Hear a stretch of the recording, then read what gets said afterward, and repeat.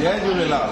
जय श्री राम। मां राष्ट्रीय अध्यक्ष विजय कोटवाणी सिंधु एकता मंच अॼु तव्हांखे ॿुधाईंदे ॾाढी ख़ुशी थी थिए त असां रामनगरी अयोध्या में आहियूं ऐं जेको तव्हांखे ख़बर हुई त असांजी पहिरीं होटल हाउसफुल थी चुकी आहे, 300 मेंबर थी चुका आहिनि ऐं ॿिए जी तयारी लाइ असां अॼु रामनगरी अयोध्या में आयासीं ऐं अचण सां पहिरियों इहो कमु कयोसीं त राम जा दर्शन कयासीं ऐं राम जा दर्शन एॾा सुठे नमूने थिया जो तव्हां असांखे लाइव ॾिसी था सघो पिया कि पोयां मंदिर आहे, असां मंदिर जो दर्शन कयो आहे ऐं सुठे नमूने मंदिर जो दर्शन कयोसीं ऐं तव्हांजी जेकी व्यवस्था असां 13 ऐं 14 जुलाई जी असां करे रहिया आहियूं हिन खां बि सुठे नमूने थींदी ऐं VIP दर्शन जो असां बंदोबस्तु करे रहिया आहियूं ऐं तव्हां सभिनी खे इहो दर्शन असां बिल्कुलु सुठे नमूने कराइण जी कोशिशि कंदासीं। जय श्री राम। जय श्री राम।